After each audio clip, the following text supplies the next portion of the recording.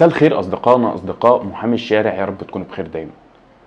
هنرجع النهاردة بالزمن لورا سنة 1845. راجل غريب نزل في مدينة دمنهور اسمه يعقوب أبو حصيرة. ده نزل من دولة المغرب واستقر هنا في دمنهور في قرية صغيرة جنب دمنهور اسمها دمتيو. يعقوب أبو حصيرة اشتغل إسكافي، كان بيصلح جزم لا مؤاخذة، وأتقن الشغلانة دي جدا.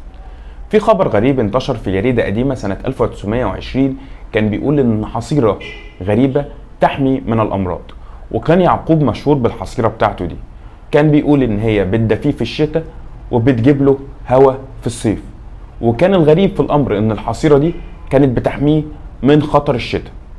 في مرة من المرات ويعقوب كان بيصلح الجزمة بتاعت واحد شخص من اللي كان بيتعامل معاهم في قرية دمتيو، وهو بيفك نعل الجزمة لقى جواها 100 جنيه، وده كان بالنسبة ليعقوب مبلغ، أو كان بالنسبة للفترة دي كان مبلغ كبير جدا. بعد ما ساب الجزم قرر إن هو يشتغل في الذهب والفضة، وبدأ يبيع ذهب وفضة. يعقوب قعد فترة طويلة جدا يشتغل في الذهب والفضة، وبعد ما قعد فترة طويلة يشتغل في الذهب والفضة كان بيدخل يتعبد في كوخ صغير. الكوخ ده مكون من أوضة ب4 جدران لها باب للدخول وباب للخروج، وده بقى مزار. بعد كده الاحتفالات كانت بتاعت أبو حصيرة كانت من يوم 25 نوفمبر إلى شهر يناير، وبدأت الناس تتوافد، اللي هم اخواتنا البعضة طبعا، بيتوافدوا على المزار ده لغاية ما وصل لعددهم بالآلاف، 4000 أو 5000، وده طبعا كان بيسبب لأهل القرية مشكلة كبيرة جدا. امتدت مساحة الاحتفال في فترة من الفترات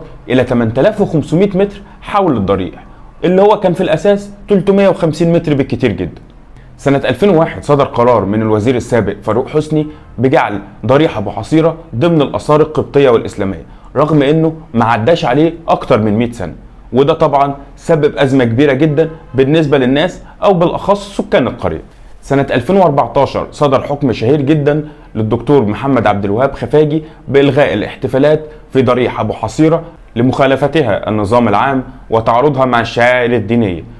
وتم تأييد الحكم سنة 2020 بشطب ضريح أبو حصيرة من ضمن الآثار القبطية والإسلامية، وطبعا تم رفض الطلب المقدم بنقل رفاته إلى دولة أخرى.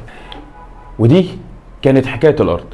لا تنسوا الإعجاب بالفيديو والاشتراك في القناة تشجيعا لنا لنستمر بنشر المزيد إن شاء الله.